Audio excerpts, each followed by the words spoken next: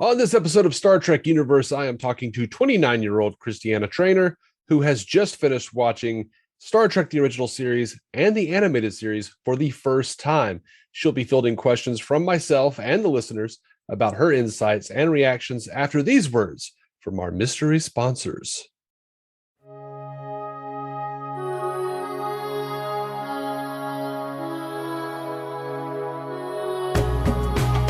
Welcome into Star Trek Universe, the show where normally you get to listen in on two lifelong friends do what they've been doing since they were 6 years old, talk about Star Trek, except, like I said, this time's a little different. I'm your host, David C. Robertson.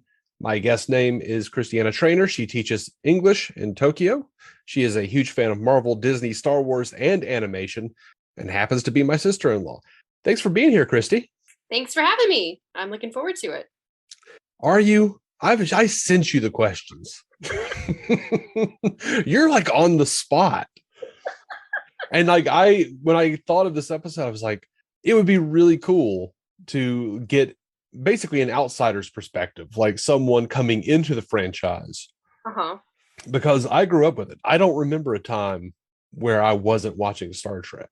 I think my first memories of it are at like 3 years old, so I have no concept of life without Star Trek. I remember being little and going like, why does Captain Kirk have a belly?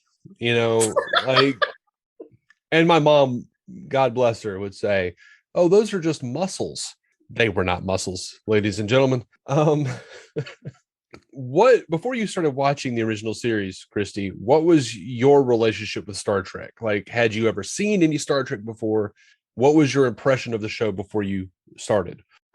Yes, I had seen some Star Trek before. I watched the Chris Pine movies as they were released. Okay. So the first Chris Pine movie was the first Star Trek thing I had watched, unless you count bits and pieces that I saw when I was a kid that my mom watched on TV. But like I didn't actually watch those. I just remember seeing them in the house. So I watched the Chris Pine movies. I loved the Chris Pine movies, and I still do love the Chris Pine movies. And watching those is what really made me interested in getting into the greater franchise and watching the other Star Trek things. Mm-hmm. The series, the original one, and the ones to follow. And also I had to watch an episode of, sorry, I don't know which Star Trek series it's from, but it's the one that's about linguistics. Does that mean you something and Tanagra? Oh, Darmok and Jalad at Tanagra, Next Generation, season 5, episode 1. Yeah, that is correct. Yes. So that was an assignment for one of my linguistics classes. Well, that makes sense. Yes, that's a good episode. Did you enjoy that episode? I really, really loved it. Yeah. Okay. So did you have a different, based off of the Chris Pine movies and that one TNG episode that you watched, did you have a different perspective or did you have a different expectation for what the original series was going to be? Like a different expectation going in than what it ended up being? Right. Maybe a little bit. Some of the more surprising aspects of it maybe had been spoiled by gifts, such as, William Shatner's really crazy acting.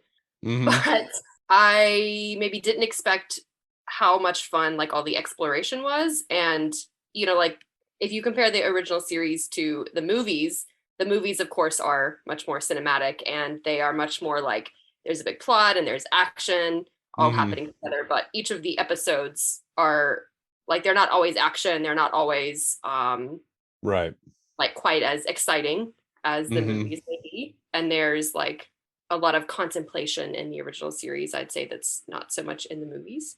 No, do you think that's a detriment to the movies or a detriment to the original series? I don't think I'd say it's a detriment to either of them, because they're both different mediums. Okay. So in the original series, since they're episodes, like you can have them be like contained stories and like there can be a flow. But in the movies, like it's all contained into one 2-hour time span. So like it needs to have all of those things.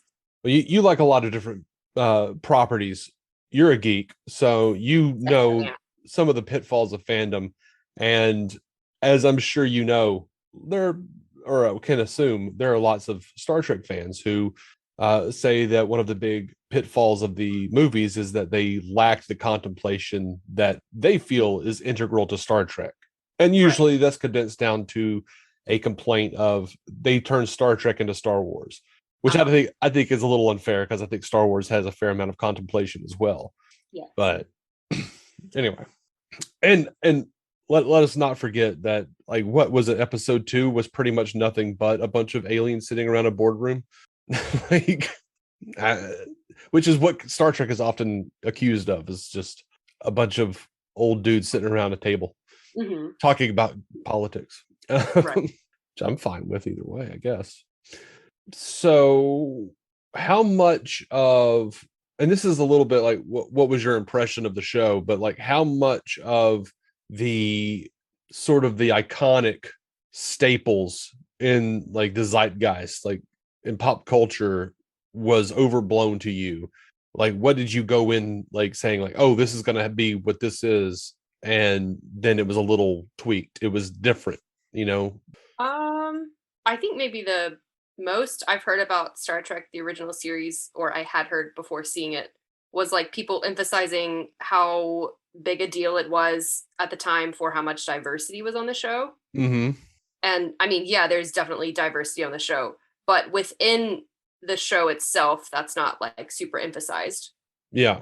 So like the way people emphasize it outside of the show kind of doesn't match the vibe of the show. Like if I hadn't had people emphasize that to me, I probably wouldn't have thought while watching it, oh, this was made in the 60s and it's a big deal that there's a Black woman in a like high position on the ship. Right. Yeah. Which, you know, is what's interesting about that is it is very subtle. They don't go into like, you know, here's the Black lady on the bridge. Right. But it was, you know, we had a Japanese guy on the bridge, we had a Russian guy on the bridge during the Cold War, we had, you know, a Black woman in the middle of civil rights. Like they were kind of hitting some big things Yeah. at the time and not really making it a big deal. Mm-hmm. Except for Chekhov's weird, you know, feelings that everything originated in Russia, which that was odd, but I always enjoyed it. All right. So Dave Murdoch on Twitter wants to know, what do you think Star Trek is about? I feel like this is kind of a roasting question. Like this is, oh, wow. He's coming in for the kill. I think there's a right answer to this, and I'm pretty sure I'm not going to give the right answer. So forgive me in advance. Well, there's a right is. There is I feel personally, and look, I'm a pariah, so I feel like there's the correct answer, and then there's the quote unquote right answer that you're supposed to say. But give me yours. I think that it is about exploration for sure. And it's about like learning about different types of people and learning how their differences can be like a good thing and a bad thing, and what you can learn from those differences. I think it's obviously about like space and other species and like cool adventure things. But I think as far as the original series goes, like there's a lot of, you know, the crew on the Enterprise like learning about each other and growing together, and then like how the other planets and species that they meet influence them. Okay, I'll go with that. I'll say okay. Okay. See, I think the correct answer is about making money. Well, yeah, that's true, but apparently the original series didn't do that very well. Well, I mean, that depends on who you talk to, because the thing is like they weren't going by the Nielsen ratings. They were going by a precursor to it, and they thought it was doing really poorly.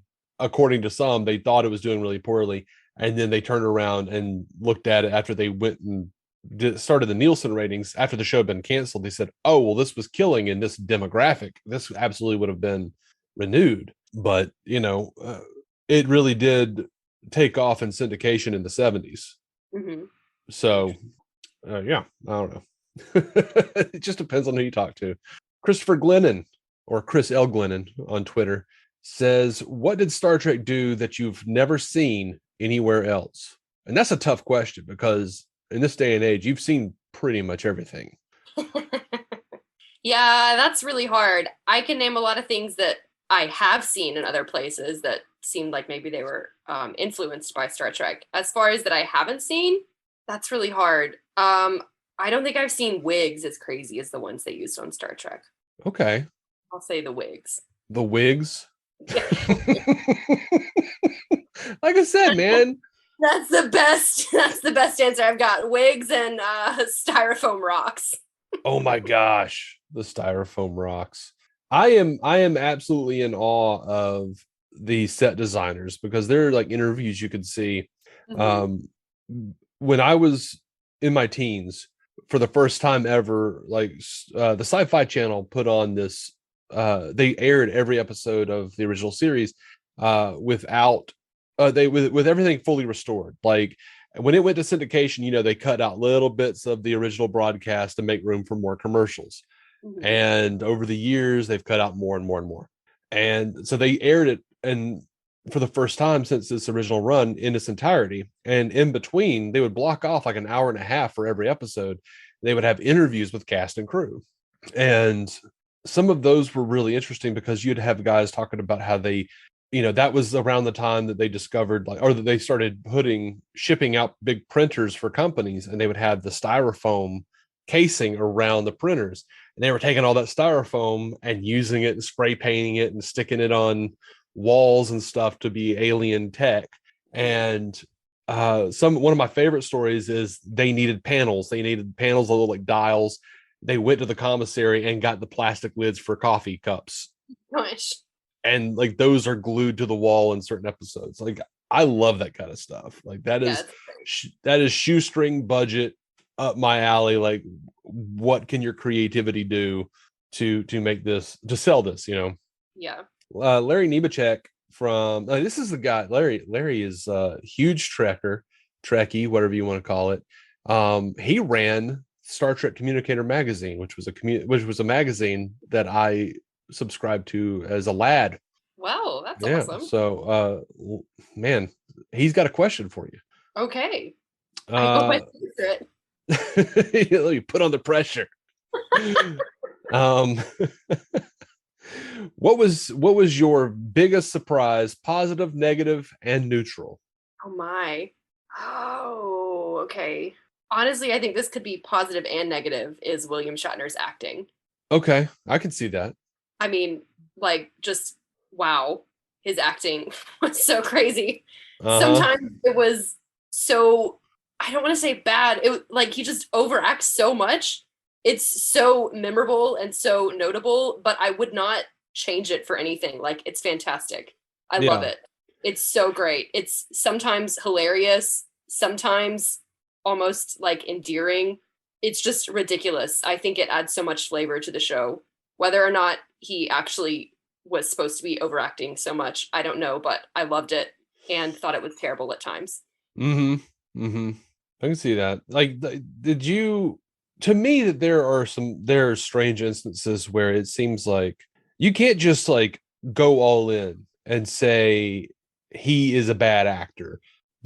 And because there are times where he's very subtle and he's playing it very straight and he's very like in tune with the tone of the scene. Mm-hmm. And then there are times you're just like, I don't know what I'm watching right now. And he's off the wall. He's bouncing. He's going crazy. And Shatner has said that, and many others have corroborated this, that they would like Roddenberry would run back and start rewriting the episode, and they would be on set waiting for the new scenes. And he wouldn't have time to remember his lines, so he would do these great big pauses because he was trying to remember the next line. And which is what's funny is like in one of his autobiographies, he said that that's pretty much what got him, like, catapulted him into fame.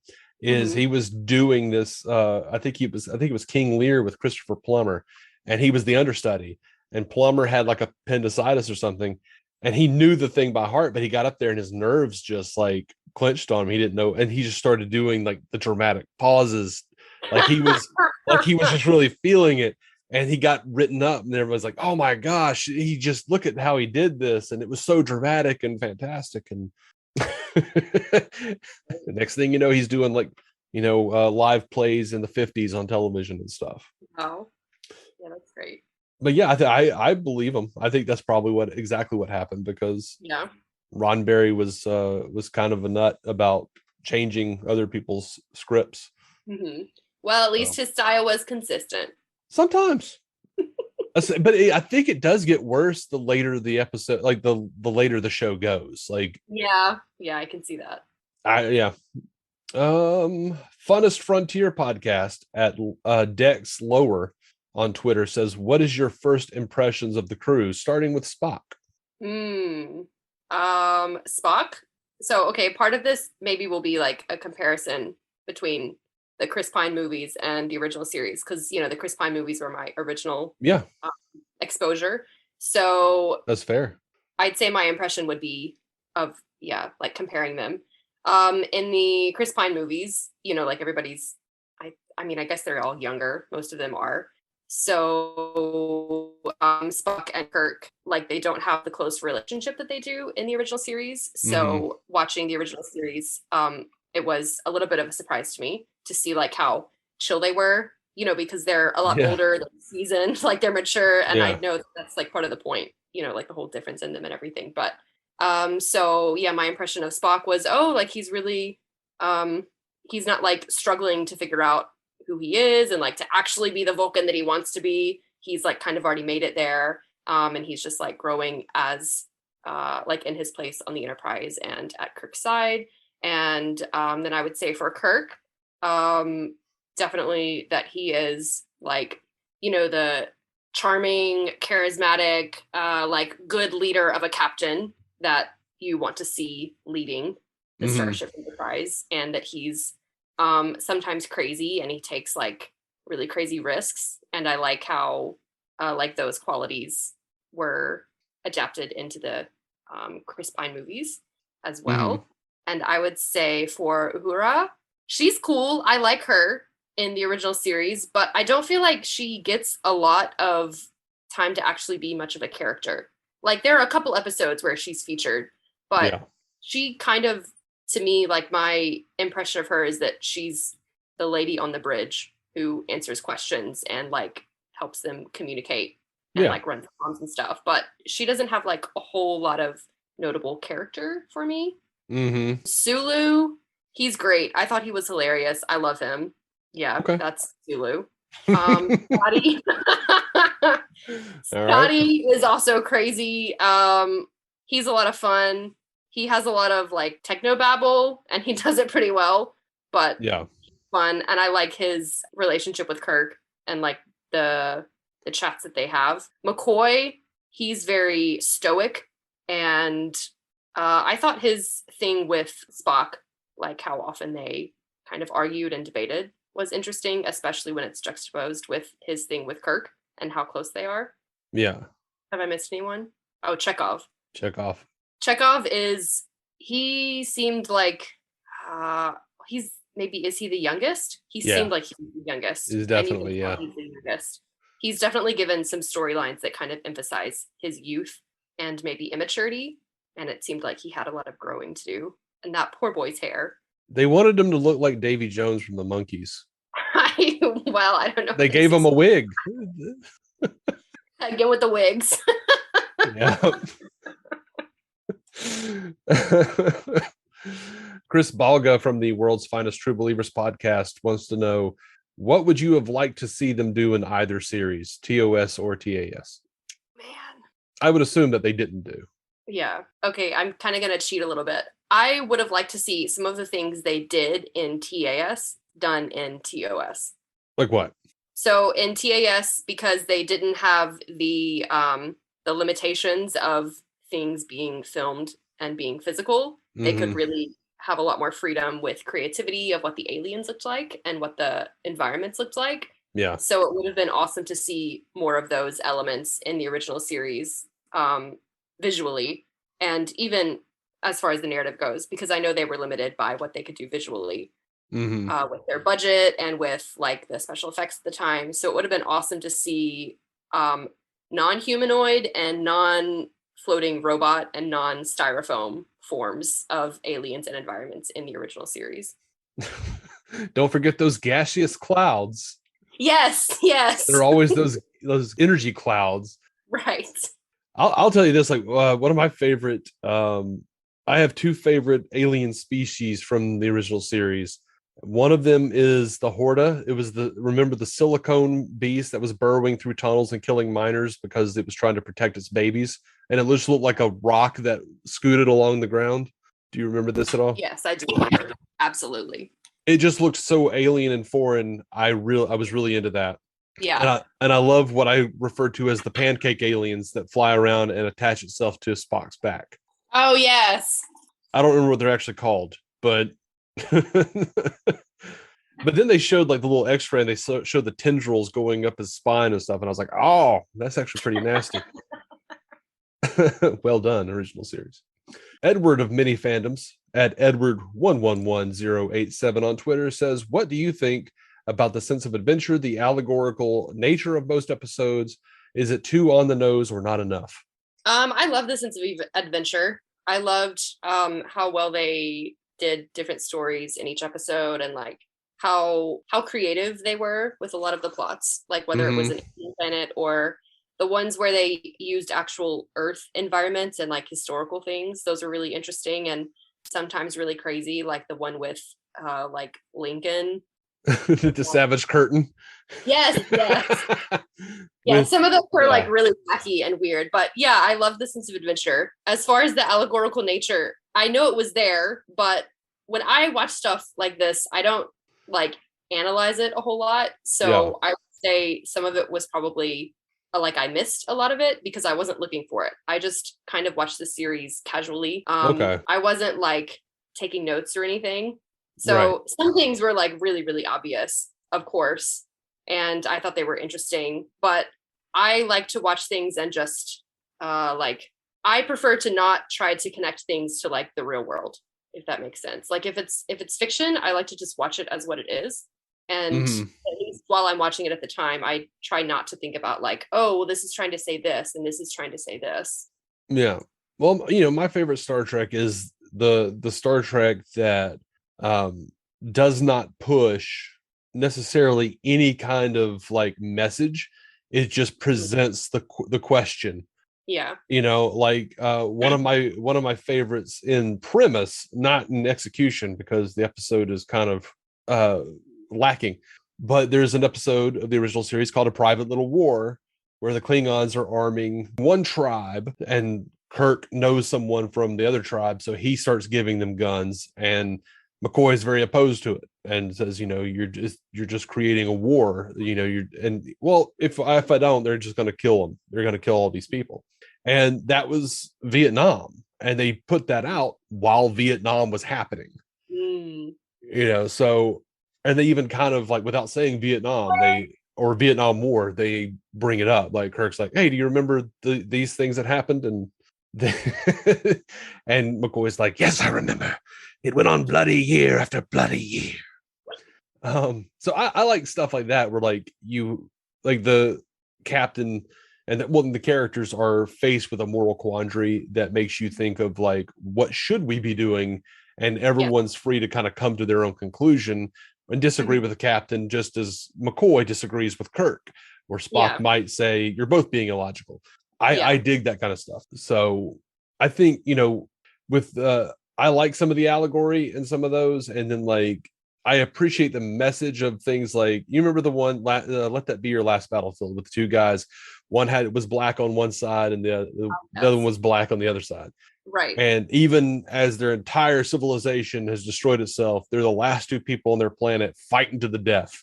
Like, that was a little on the nose for me. Yeah. Like, I appreciate it. And I'm like, wow, I mean, I can see that. You know, I'm on Facebook and Twitter. Yeah, okay. But little too heavy for me. Yeah, I would agree. I like it makes me think. That's cool. I just don't. Yeah, I think like you, I don't want to have it be so specific to an issue in the real world. I would rather, the thinking about like issues and morals and things like that, but not like, oh, this is specifically the Vietnam War. Like I like being able to look at it from like 10 years down the line. You know, like I can understand some people who are like, I don't want to see COVID in television shows right now. I am not mad if people do that, but at the same time, like I think I appreciate it years later when I'm like, oh, like that was an interesting time. And of course they're going to do something that, but so to look at it and go, oh, this was a really big deal. Because back in those days, you weren't supposed to say anything negative about what the US was doing. Yeah. So to have them maybe hint at this might not be the best thing, this Vietnam crap. I appreciate that now, whatever it is, 60 years later. Yeah. It was gutsy. Yes, definitely. Like, I don't know if you've ever seen, there's an interview with Rod Serling with, I think, Mike Wallace way back, right before the Twilight Zone started.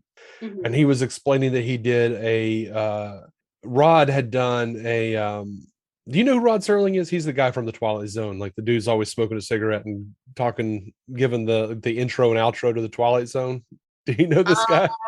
Not really, but sad. Anyway, he was explaining that like there was some play that he had put on that was televised, and they had to take, well, the story was about some sort of racial issue, and then they had to change the racial issue, and then but the allegory was still too strong because people were saying that they weren't going to air it if they had Coca-Cola sponsor it because Coca-Cola is affiliated with the South.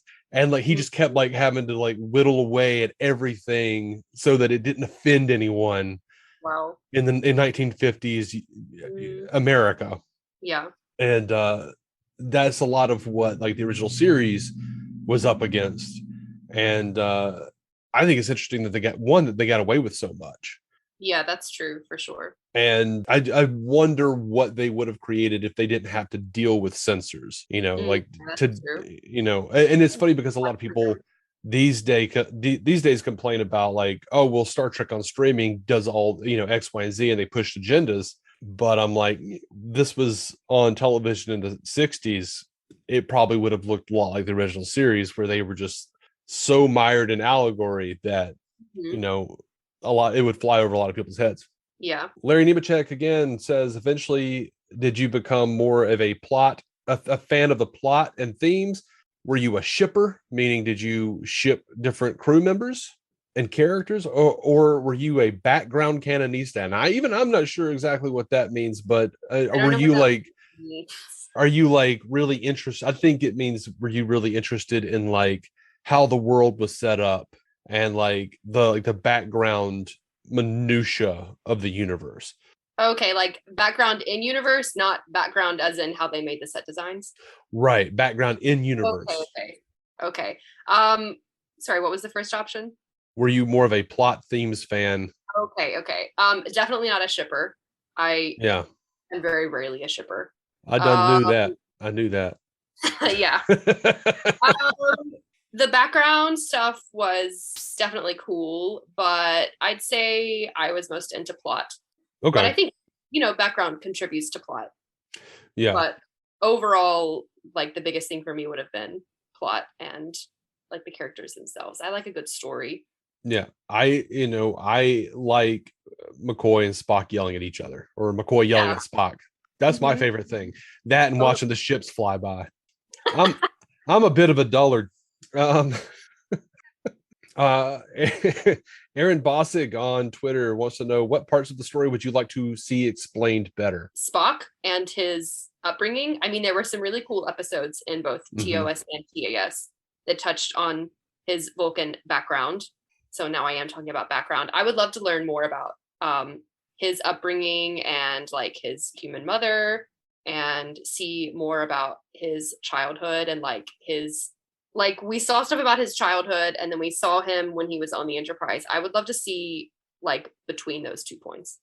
You will get to see a little bit of that in Discovery and Strange New Worlds. Oh, great. That is really far down the line for you. And of course, there are lots of people saying, they never mentioned that before. It's not canon.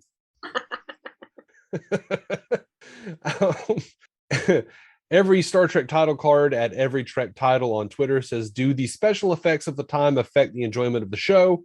Did you watch it in its original form, or did you go with the remastered versions? For the second part, I don't know. I watched whatever was on Netflix Japan. That's probably the remastered. Oh, Okay. I'll ask you this: did the Gorn blink? The Did big the big green creature that Kirk had to fight on that planet, the Yes. lizard, did he Uh-huh. blink? Oh gosh, I don't remember. That's a really specific question. Did the ship look like CGI instead of a model? How about that? I'd say maybe it looks like CGI. I want to say CGI. Yeah. Like the original I did form. notice there was some CGI. Yeah, they didn't have any CGI back then, so it Yeah, we did was actually like wonder about that. Like, wait, could they do this in the 60s? no. They remastered the whole show in Okay. HD. They cleaned up the film file, the film strips, and recut it. And because they basically just remastered all the special effects. Okay.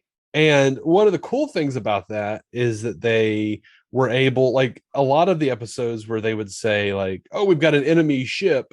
You would either never see the enemy ship, they would just never show you, or you Mhm. would see like a little white dot on the screen Okay. or something like, and now, but like the designers would actually like draw up these alien vessels and then they wouldn't have money to make them. They wouldn't have time or money to make them. So they would just fudge it. And, now some of these ships can be seen in the remastered versions. Well, that's And cool. it's a little bit of a, you know, Lucas Star Wars situation. Yeah, And yeah.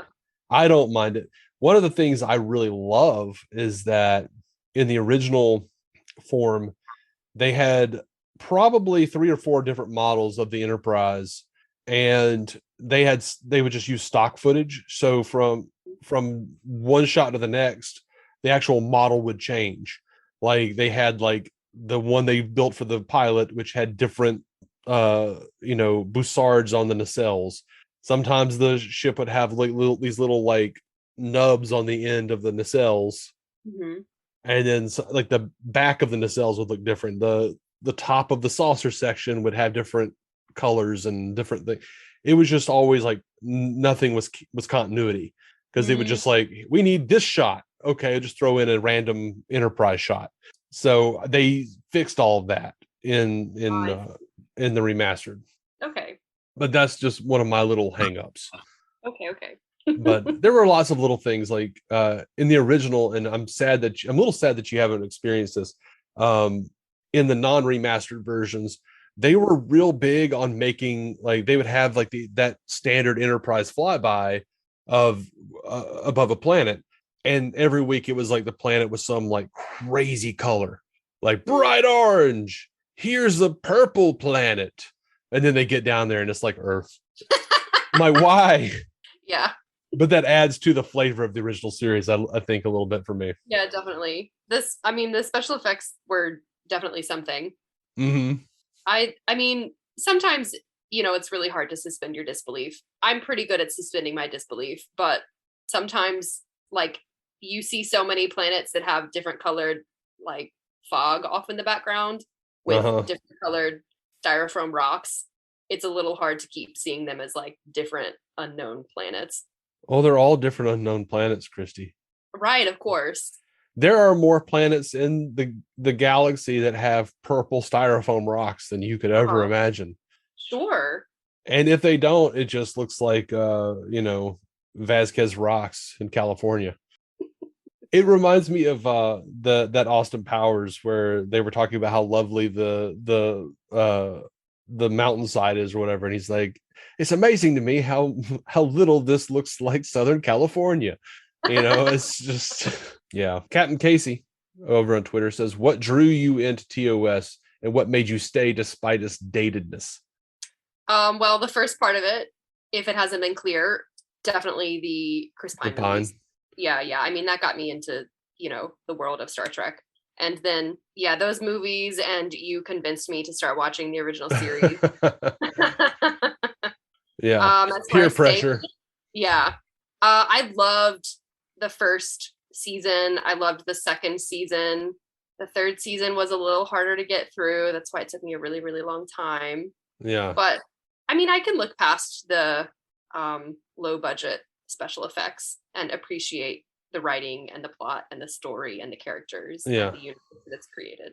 Like, the visuals are nice to have, but it could even be like an audio drama and it would still be really cool. Like, it's the story part of it. Okay. Do you know why the third season is just so bad? No, not really. Basically,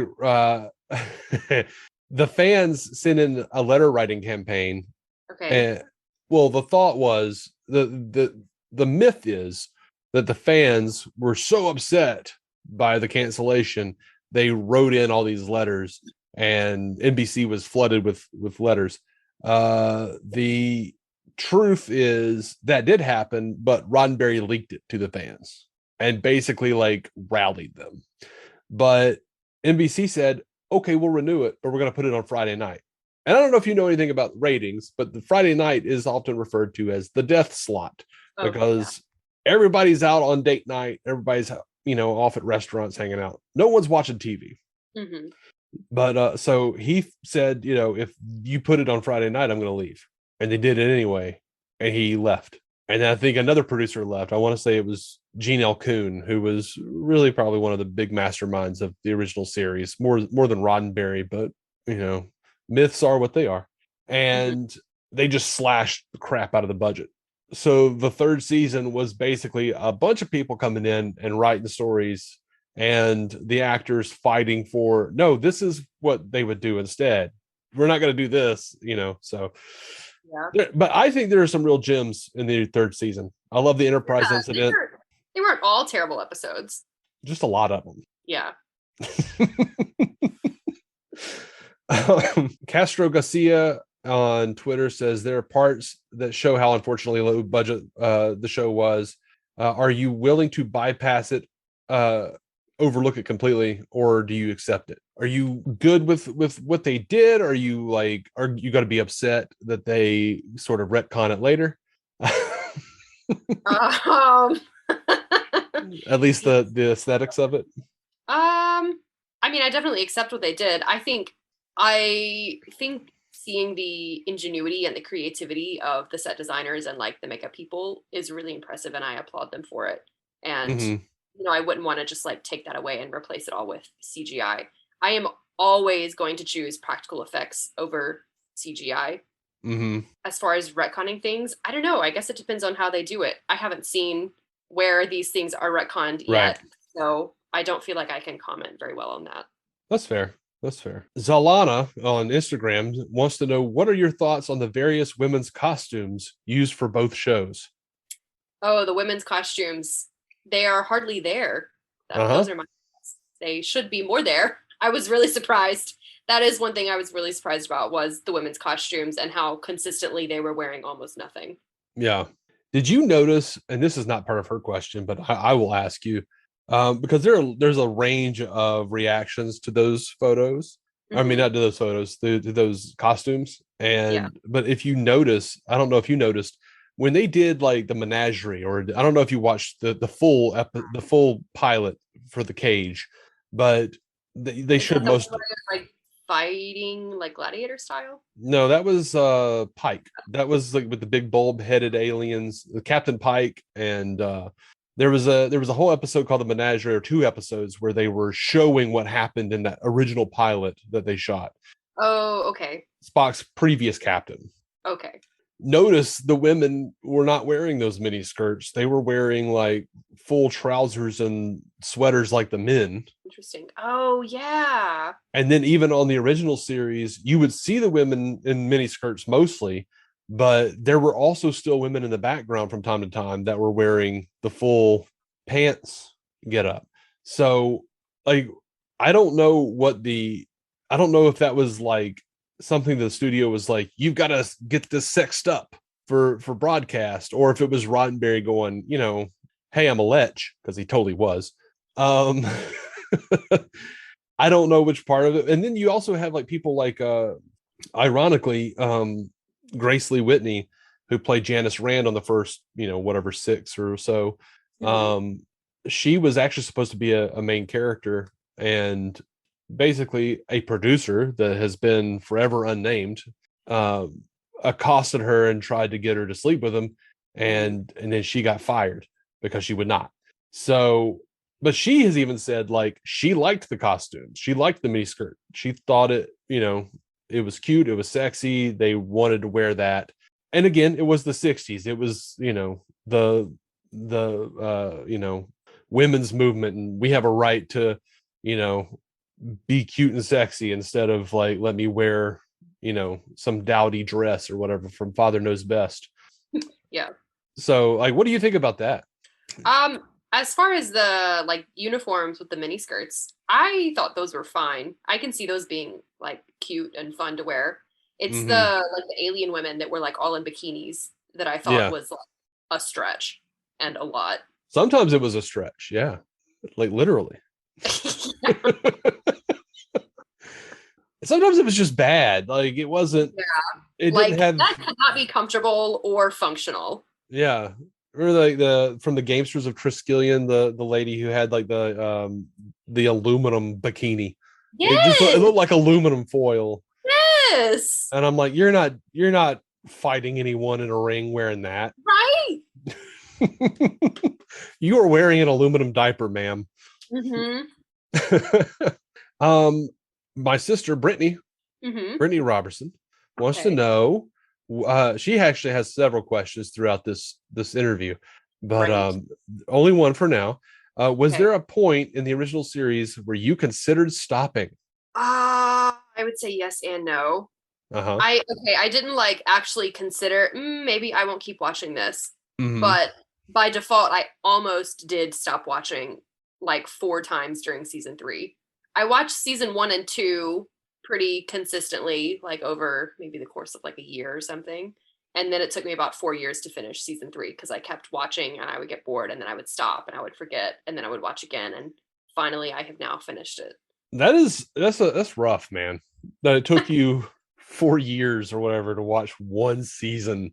Yeah, well, like as I said, I got bored and so I stopped watching and then I forgot about it. But hey, I was committed, so I never decided, I won't watch anymore. I always had in my mind, I'm gonna finish it. It just took a really long time to do. Fair enough. So I'm gonna give you a little background on what I was talking about earlier with the changes with the retcon. So a lot of people have kind of an issue with this, some more than others, obviously. I myself, I have a few different ways of looking at it that gets me through my life. But so from 1966 to 2005, the original series era had the original series aesthetic. Like the technology that was presented was what we saw in the original series. They remained faithful to that all the way to 2005. Whenever they went back and showed anything from that era, it looked like the original series. Mm. Even to the point on Enterprise, they rebuilt the sets and kind of added some very small details to be like, hey, look, you didn't know that this was here, but it still looks the same, but it's updated for HD. Cool. So in the series that have come out in the last 5 years, starting with Discovery, the aesthetic and the technology, because Discovery happens like 10, 15 years before the original series, something like that. I think 10 is fair. They have shown that the technology, without explicit explanation, it has been drastically updated. Despite producers promising that it is still the same universe, is still the same timeline. Like I said, there are things that have, come out. Well, even before Discovery, Enterprise was kind of based around this idea of a temporal Cold War. Mm-hmm. And now, in Discovery, they've talked about temporal wars happening. And, we've seen time travel even in the original series. So I just kind of assume, some time travel shenanigan made that's my headcanon officially, is that the time travel has made the technology a little different, a little more upgraded. Mm-hmm. And that's what we're moving forward with. But the original stuff had to happen for them to get Right. to a point in the future where they had a time where they did time travel back and changed everything. Like, does that confuse you? Does that anger you? Does that you just don't care? What do you think? Like the difference in how they portray it in the more recent series? Yeah. Like, do you think that would bother you? Well, again, I haven't watched it yet, so Right. I don't know how well I can comment on it. But the idea of them showing it one way for 50, 60 years and then Mm-hmm. suddenly changing it. Yeah, that bothers me a little bit if there's not like an explanation in universe for it. I think it'd be different if, as technology in the real world updated, they showed things with gradually updated technology matching the Yeah. time that it was recorded in. But if they like have it look like stuff made in the 60s and then suddenly it looks like it's made in 2020, Yeah. that's a bit jarring. Right. Yeah. And like what you're talking about before is like it's what they do in the movies. It's like the movies look like they're made in the late 70s and 80s. Hmm. They just they've got the computer screens with the green writing, and it looks like the 80s. Yeah. A lot of TNG looks like the 90s. Yeah. So I don't know how much, like, some people don't care about this and get angry with me for even mentioning it, so I'll move on. But I was just curious. I don't know what kind of fan you're going to be. I'm trying to figure out what kind of fan you're going to turn out to be. You can ask me again in 20 years when I get through the rest of the Star Trek series. You're like, I don't care. I've got like 16 Marvel series to watch this year. Um, so do you feel like the characters on TOS and the animated series have any kind of character arc or character development? Can you see, like, is there a start point and an end point to you? I want to say there is, but as I've mentioned, I took a really long time to watch the Yeah. series. It's hard to remember how the characters really were in season Mm-hmm. one versus the end of season 3 or in the animated series. I want to say that there was some growth in them as far as how they related to each other. Like that they, became more comfortable with each other or like Mm-hmm. got to know each other better and how they influenced each other. Like I think, the whole thing with Spock and Bones fighting, I feel like there were moments when they like had agreements and where they grew and they learned from each other. And then as far as like Spock and Kirk go, I think they really grew together, like as far as how they worked together and helped each other and supported each other. And like, if I want to say maybe the most development is seen in Spock because we do get to see some of his past in that Mm-hmm. episode in the animated series, and then the 1 or 2 episodes in the original series that explore his background. Mm-hmm.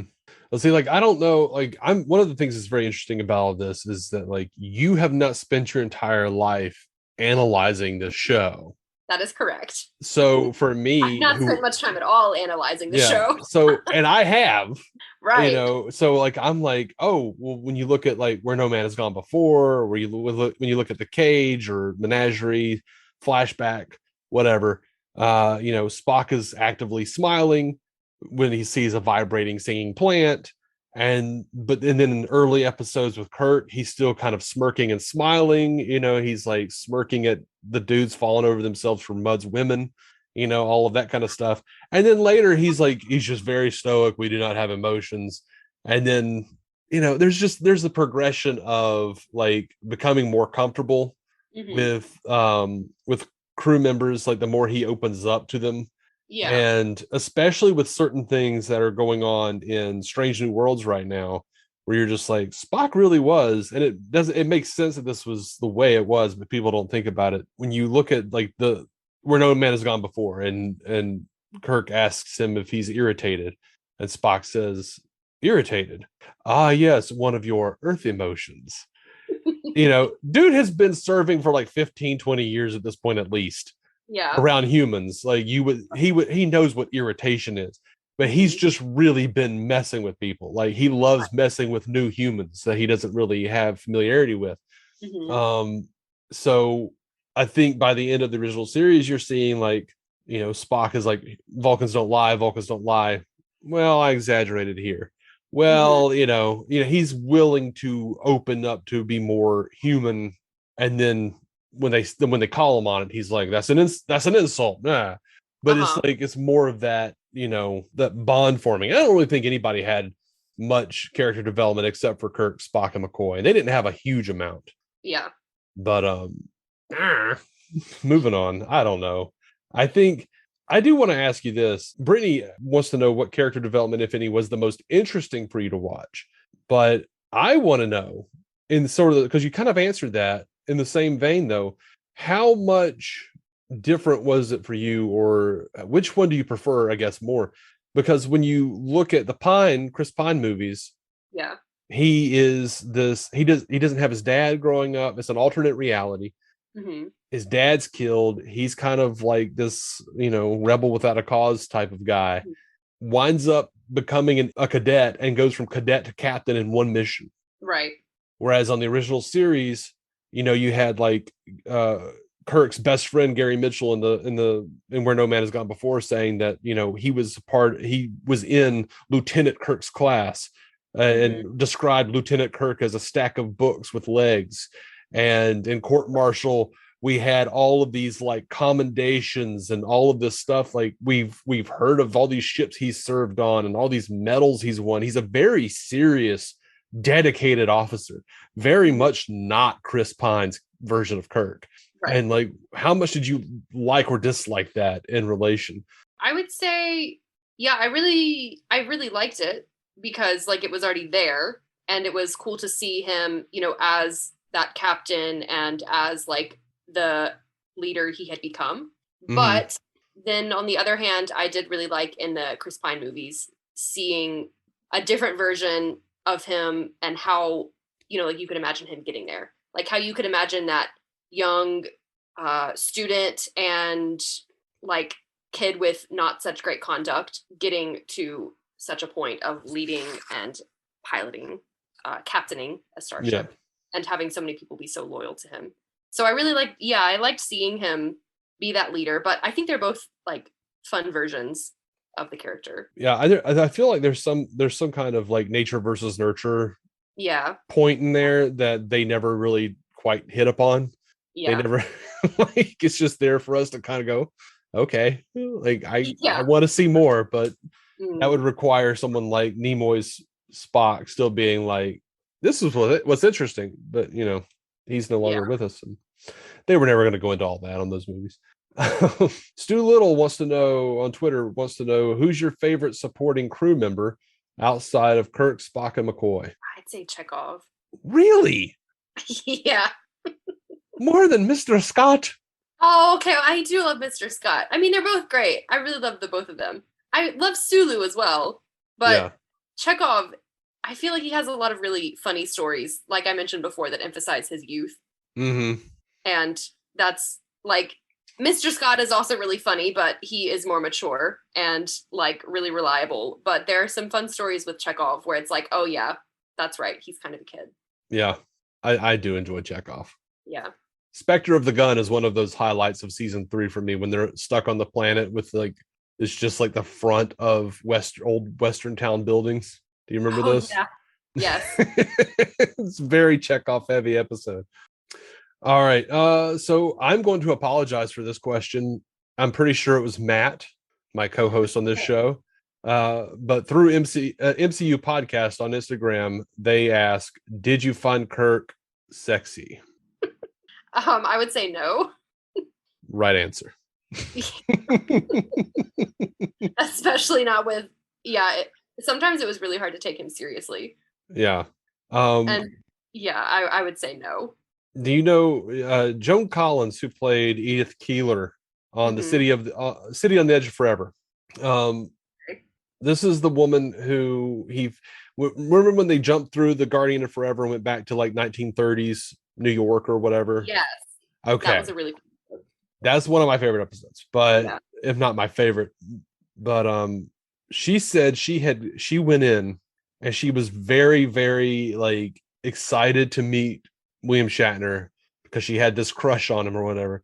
And she was looking around, she couldn't see him, and she saw this little pudgy bald man go into a dressing room, and it never even occurred to her that it was him. And then all of a sudden, like a few hours later or whatever, she noticed that this guy, the same dude, but it's like him now, coming out with the hair, and he's got the girdle on. And she just remembered being so disappointed. And apparently, according to Herb Solo, there are memos.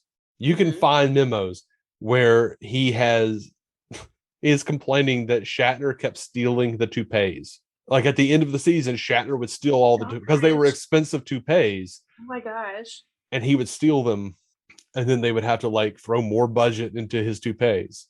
I think that's also why the toupees got worse as the show went on, because they were like, we're not going to keep spending money on him to just steal them. Oh my gosh.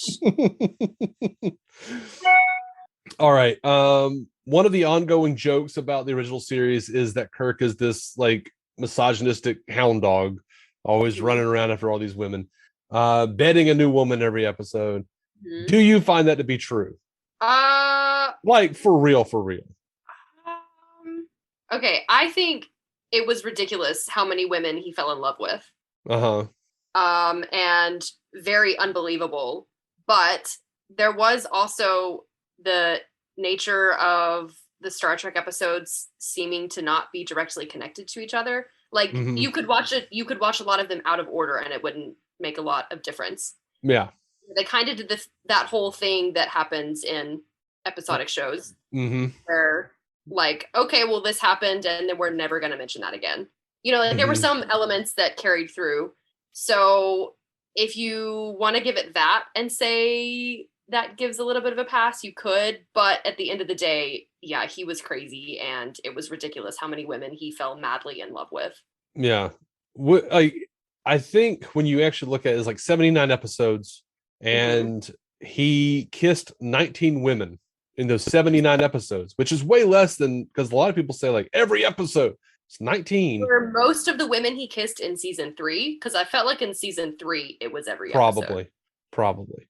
But and that's what's most recent for me. I think it's it's weird to look at that because it's like he kissed 19 women, and I think we have like maybe 2 or 3 confirmations of actual, intercourse going on. And of course, because it's the 60s, we just see him zipping up a boot. But after the break, but most of the women that he's with, if he's not like trying to like, if he's not pushed up against a wall and he's like, oh no, I've got to figure out a way to get my crew safe. Let me try to, play on this girl's emotions. If it's not that, like he more, I would say, seems like a serial monogamist, because like they'll bring on some woman who he was in a relationship with for 4 years. Right. And she's like, well, you chose the stars over me or something. And that's always his thing. Like he tells, I think her name was Lenora. He says, I already have a woman in my life. Her name is the Enterprise. Yeah. And in like Naked Time, he's like weeping and talking about how he doesn't have, he can't show weakness to the crew. He has to be the captain. He doesn't have time for romance and stuff. I think that's just all that's really interesting. Like in contrast to like, I think it was a 3rd season episode, I'm pretty sure, where he falls in love with that stupid android woman. That one. Yeah. I keep thinking about that episode. It was so ridiculous. And like he knows her for like a few hours, and then he was just absolutely distraught, heartbroken. Life can't go on unless I can forget about her. And Spock had to like erase his memory of it. Yes. But yeah, anything. It feels like overall, it just feels like Kirk is actually just really like a serial monogamist who's super needy. Yeah. But still can't like stop exploring. I do think, more often than not, it was the woman who was pursuing him. Yeah. And then once he finally gave in, he fell madly in love with each one of them. Yeah. And I think it's, again, an interesting contrast to the Chris Pine version of the character, who is just like lacking the ladies. He can't even have a conversation with McCoy in the courtyard of Starfleet Academy without stopping and looking at some ladies. I'm like, it almost feels like they wrote the Chris Pine Kirk to be what people want to say that the William Shatner one is. I absolutely think that's true. Yeah. Yeah, I do think that's what they did. Like, oh, this is the public perception. Let's do that. Right. So which one do you prefer? Do you prefer of the two of them? Yeah. I mean, as far as the actors go, I would definitely choose Chris Pine. But the characters, maybe William Shatner's. I would say, if you were to compare them, I would say that William Shatner's version is more respectful towards women. Even though he falls madly in love with each one who makes an advance on him. Yeah. Or at least pretends to get his crew out of trouble. Right.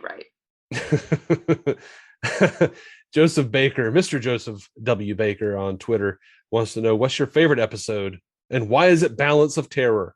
Okay, I'm sorry, but first of all, which episode is that? Because I don't know the Balance of title. Balance of Terror is the one where they're like whispering on the ship like they're in a submarine, because apparently at that point the writers didn't know that you can't hear through space. That's the one where they meet the Romulans. They've never seen a Romulan before, and then it turns out they look like Vulcans. Okay, Do you remember this? kind of. Balance of Terror is not one of my favorites. Okay, I I think would it's pretty say good. probably, it's yeah. I want to say it was a good episode, but I don't really remember it very well. Yeah. One of the ones that's most memorable to me would be the one where they time travel and they meet, like, don't they meet one of Kirk's old girlfriends or Spock's old girlfriends? Something like You're making it more open to different episodes now. Are you talking about the one where they go where they jump through the donut and they go into the 30s and meet the Yes. girl? Okay. Yeah. Yeah. Whose girlfriend is it? I know they meet a girl with a history with someone. They meet Edith Keeler, who runs a homeless shelter. Okay. And she's supposed to die. And if she doesn't, she stops America from entering World War II, and the future never happens. Oh, yeah, okay. So he has to let her die. Okay. Well, that was a really cool episode. I like the episodes where they use actual outdoor environments on real Earth. Yeah. Do you know what that town was, what that set was? No, I don't. That was Mayberry from the Andy Griffith Show. They walk, you can see them in the episode, walk by the courthour's, walk by Floyd's barber shop. That's awesome. The little TV repair. That's awesome. Yeah, it's just one of they did this. It was the same set in the episode Miri, where they go to the planet where all the grown-ups were dead from that virus, and when the kids hit puberty, same town. Too. They boarded up all the buildings. That's great. I also liked the one with evil Kirk. The Enemy Within. I think so. Is that where there are like two versions of him? One who's like really kind and timid, and then the other one who's just like William Shatner going crazy. Yeah. That one was great too. Yep. That's a fun episode. I'm Captain Kirk. Yes. I don't know what the deal is with this name is, but Queen of Flatulence. Okay. At Queen of Fart on Twitter. Welcome to the internet. Great. Wants to know specifically, what are your thoughts on Chekhov's hair? Oh, his hair? Uh-huh. It was awful. That poor boy. What did they do to him? I feel like we did cover that to some degree, but just to get you on record. Yes. That poor boy. Yes, that poor boy. His hair was awful. I'm so sorry for him. All right. My sister Brittany has a series of questions. Which season of TOS holds up the best? Not season 3. Obviously. I don't know which to choose between season 1 and 2 because I don't remember specifically like where one started and the other ended. Okay. In my mind, it's like season 1 and 2 and season 3. Right. I generally say season 2 because I feel like season 1 is when they were still trying to like figure it out a little bit, like the characters and how they acted and stuff. Right. And then season 2. Her shirt would be? Yeah. Well, sometimes it's, well, are you talking about the green wraparound? Yes. Yeah. That's just a thing. I don't know. I don't know who came up with that.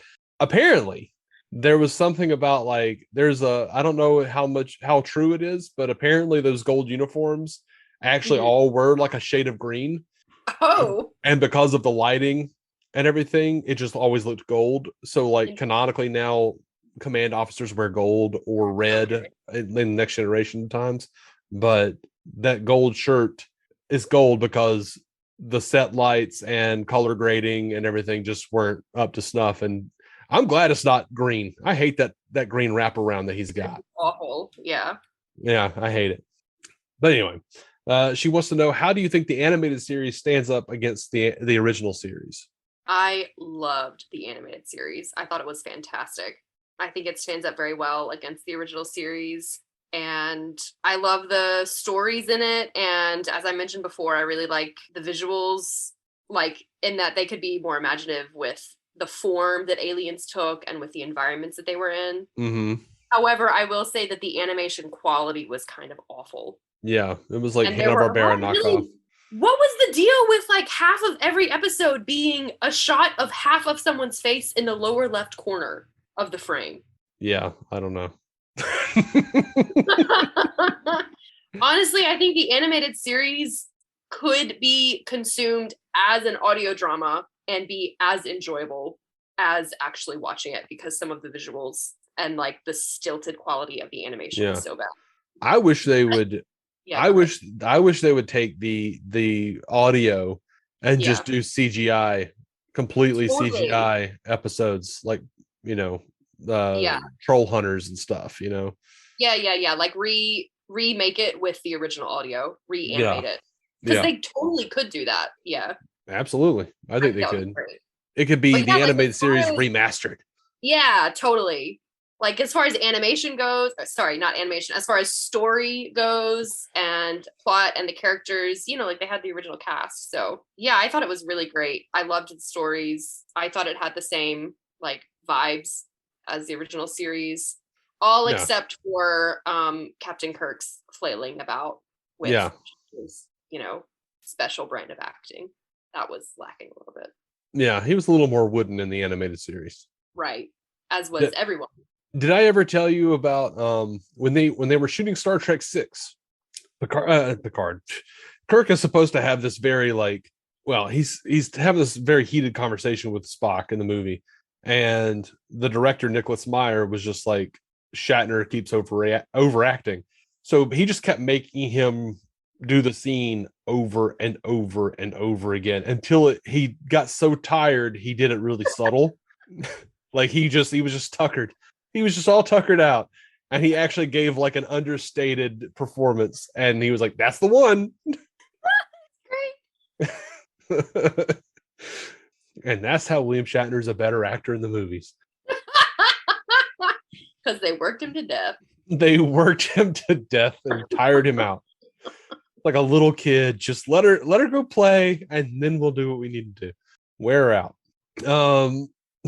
Brittany also wants to know, what storyline from either show would you want to see continued or referenced in the new Trek series? Well, as I mentioned, I would love to see a continuation of Spock's story, especially the animated series one when he was a kid and everything. Well, they referenced that heavily in the J.J. Abrams movie. They did, yeah. Yeah. Sorry. It would be cool to see more about Kirk's past as well. Mm-hmm. Like there's that one episode where they reference him growing up on like a colony with like a really bad dictator dude. Oh yeah, well, it was during that massacre. Yeah. I mean, that seems really interesting. Like I want to know more about that, and why is he seemingly not more traumatized than he should be? I think he's pretty traumatized. I think a lot of his weird relationship stuff is part of that. Like there's a lot of like weird stuff. And of course, that's all headcanon for me. I think, where you just kind of look at it and go, well, that could be an explanation for, right. So I would like to see, like actually make canon then, like explored more on screen. Mm-hmm. I don't know. I can't really speak to it because it hasn't happened yet, but they have cast a new actor for Kirk, for a young Kirk in the current Strange New Worlds, which happens some 10 years before the original series. So we'll see how that plays out. I don't know. I think mostly what you have in your future is Kirk learns to be middle-aged, and it is not happy. They actually do a really good job with like, I'll let you see it. I'll be very interested to see what you think about the movies going forward. Okay. Because that's some of my best stuff to me. Like we've seen him in his prime. I like seeing them when they're like fallen and they're a little broken. Yeah. Brittany wants to, did watching the original series and the animated series make you want to watch The Next Generation? Okay, I do want to watch The Next Generation. But I don't know if I would say that the original series made me want to watch it. Okay. I mean, the original series and the animated series were great, and I do want to see more Star Trek, but I already wanted to continue watching and watch more things before watching them. Like I decided I wanted to watch everything. Yeah. Well, you're one of us. I am a completionist, so Yes. yeah. One of us. Does it, and this is for me, does the idea that like this is a show that's not about Kirk and Spock and those people, does that make you kind of go like a little bit? Or are you having trouble with that? Because that was very much a thing in 1986 when it was announced, and people were like, "You can't do Star Trek without Kirk." Yeah, I would say yes and no. Because I started watching Star Trek the original series knowing that there are multiple Star Trek series and that all of them have a different crew, right? Most of them, yeah. Mostly. So like I had that in my mind to start with. Like, okay, I'm going to watch this one. This will be all I get of these characters, most likely. And then it will be like more characters set in the same universe. Yeah. So I had that. But generally speaking, when I start watching something and I get attached to those characters, and then another series is coming out and they're like, oh, it's in the same universe, but it's like 1,000 years later and you don't get to see any of the characters you love anymore, I'm generally uninterested in it. Yeah, that was a real struggle for me, not with Star Trek, but with Power Rangers. Yes. Where it was like every 3 years, I'm like, that's another crew. It's another group of kids. Oh, man. Tommy being in multiple series helped me to keep loving Power Rangers. But once Tommy stopped being in it, I just couldn't get into it anymore. Yeah. Even as bad as it was, I watched it until I was about 16. Because I was just like, no, I'm watching the universe. That's what I'm doing. And then like Lost Galaxy killed me. And I was like, I can't do this anymore. So, like, because Power Rangers in Space was like the perfect ending where like they shattered Zordon's tube and like made all the bad guys good. So they had to go to another galaxy to find evil again. And then later on, because I fell off, and then later on I was like, wait, Tommy's been back over and over again this whole time? Yeah, there was a point in my life when I realized that Tommy had shown up multiple times and I felt like I'd been missing all these things. And I just wanted to go watch all the Tommy episodes. Yep. He really is the lifelong real life Power Ranger though, that guy. Yeah. Did you see that the guy that played Jason just got arrested for like wire fraud or something? Oh, that's so sad. Yeah. Anyway, this is about a Star Trek thing. This is a Star Trek show. We'll have to start a Power Rangers rewatch podcast together. It's like a plan. Oh gosh, that sounds awful. We'll be reviewing every episode of Power Rangers. No, we won't.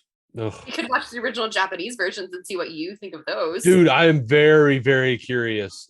I know a lot of things. It would be actually really interesting, but I doubt there is an English subbed version anywhere for you. Yeah, it might be part of the fun, make you watch them and not understand anything. Yeah, I looked about 12, 13 years ago. I was hot and heavy on the search for the originals, and I could never really find anything that I could really consume, or at the very least in order. There was no availability, random things on sketchy websites, and I was like, okay, I guess I'm just gonna not do that. But I've heard things. Brittany wants to know who is your favorite Star Trek foe so far? Favorite foe? Are you a Harry Mudd gal? A Khan fan? Okay, well, I would be partial to Khan because I really love Benedict Cumberbatch. I know he's not the original Khan. I'm aware. Yeah. I mean, he's like a really good character, though. Khan is a really fantastic character. What did you think of Montalban versus Cumberbatch? Did you still like Cumberbatch more? Well, yeah, but I'm biased in favor of Cumberbatch, so I feel like I can't make a fair comparison between the two of them. That's true. That's true. Yeah. I don't think you can really, choose between the two until you see Wrath of Khan. This is true. I haven't seen all that the original one has to offer. So yeah, that's where Montalban really shines. That's some of my favorite Khan stuff. Awesome. So I did like Cumberbatch, and good. I'm glad. I like Cumberbatch and everything he's in. He's great. I don't think he should have played Khan. I think he should have been a different villain or something. Okay. Also, I think that movie was I think it's funny because he says, he in that movie he's like, my name is Khan, and the crew has the exact reaction the audience does. Who's that? What does that mean? Because those movies weren't aimed at us, or my kind. Yeah. And like even in Space Seed, they were like, I don't know who that is. Let's look it up. Uh-huh. Oh, that's that eugenics guy. Oh, Uh-oh. yeah. And Abrams kept saying he's not Khan. He's not Khan. He's Khan. We all knew. We knew he was Khan. Liar. So, I don't know who my favorite foe from that era is. I'm very partial to the Romulan commander from Balance of Terror. Mm. But a lot of that is because he was Mark Leonard, the same guy who played Spock's dad, Sarek. Oh, okay, yeah. But I really loved that. One of my favorite bits is like as his ship is exploding at the end, he's talking about how like in another life he and Kirk could have been friends Yeah. because of how they were besting each other and how they were great strategists and stuff. And Yeah. like I really like he was a really cool, empathetic foe. Yeah. So Yeah, I always like that. Brittany wants to know, what episode do you love to hate? Just an overall bad episode that you have a soft spot for. And she does say that might be a question for a more seasoned Trekkie, but her personal favorite episode to love to hate is A Wolf in the Fold, where Scotty is accused of murder, and then it turns out it's like alien Jack the Ripper. And oh yeah, that Jack the one. Ripper was an alien. Yeah, that was great. In that it was awful. Okay, well, there were 2 episodes in season 3 that stand out to me as particularly memorable and maybe awful. One of them is the one with the space hippies where Spock plays a harp. Oh, yeah. Okay. That one was like really terrible. Yeah, it is. And then the one with the android lady. Yeah. And that like was, every notable person from Earth history. I like that premise. I like that part of the premise. Yeah. Like, I think that's really neat that there's like this ageless dude. Yeah. Who was like all the people. Right. But the android woman. She kind of ruined it. And her storyline with Kirk was just, what are we doing, y'all? This is the worst. I think I don't know if it's my favorite to hate. My least favorite one is I believe it's called The Empath with the mute woman. Oh. And basically it just looks like season 3 of Batman 66. Where she like absorbs someone's pain. Yeah. Oh yeah, gosh, that one was awful. Yeah.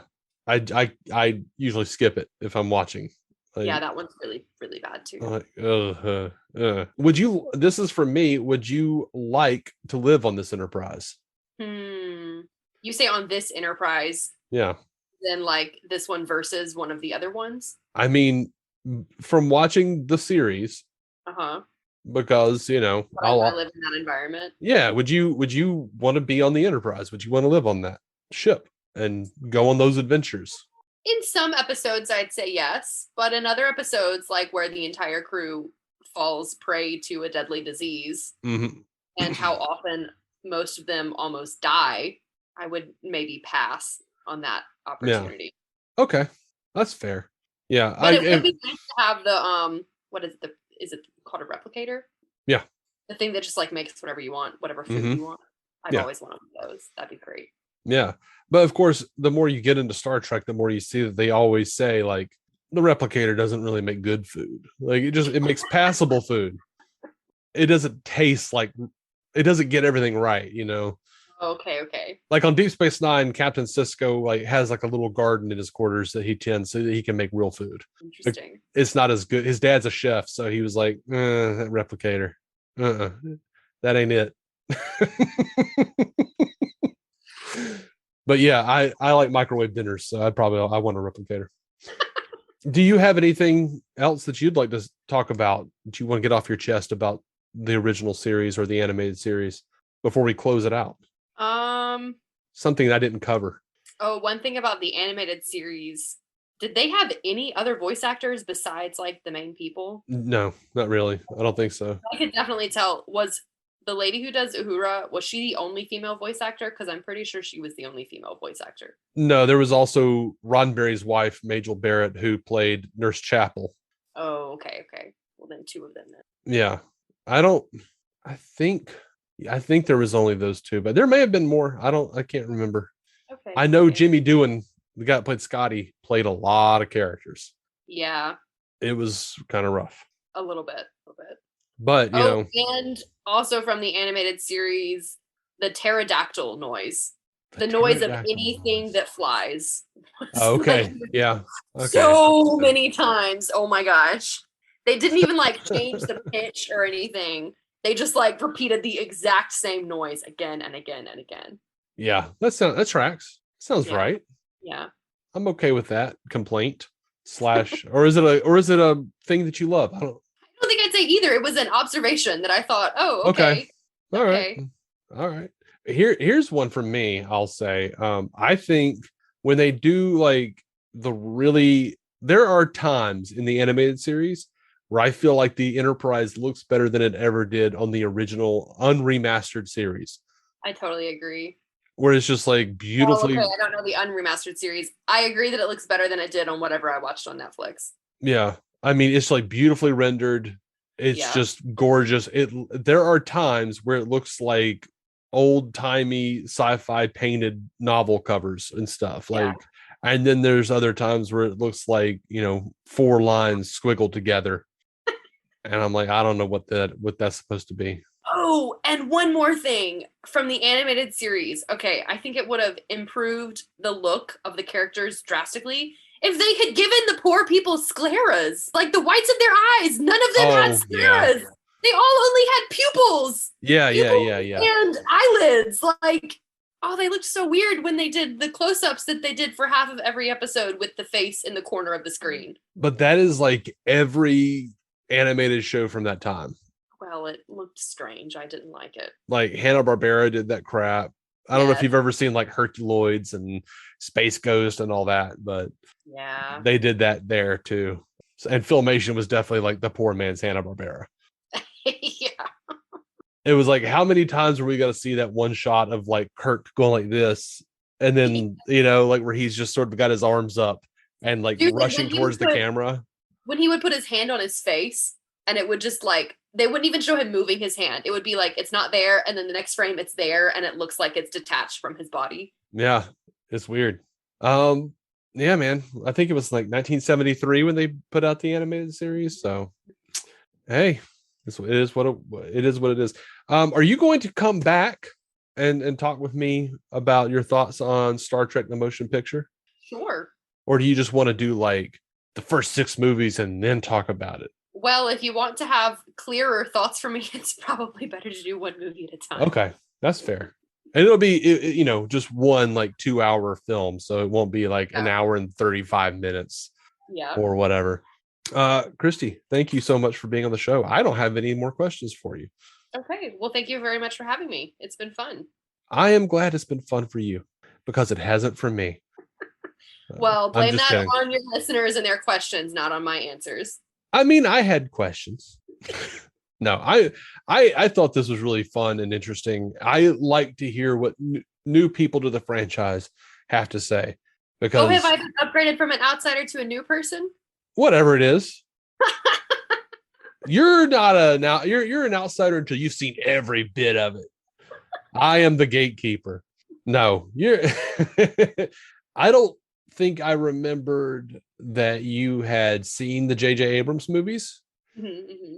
So it went from being like, hey, a newcomer to the franchise to, because one of these people who saw that first. And because then it makes it interesting. I've watched them multiple times. It makes it interesting in a different way. Because there's like this whole group of Trek fans who hate those movies and are angry that that's what people's impression of Star Trek is, who have never seen it before. And I'm like, does that Star Trek serve a purpose? Like, it does. It brings new people into the franchise. Thank you. That is my belief as well. That's me. I never would have watched anything, I don't think, if I hadn't gotten into those movies.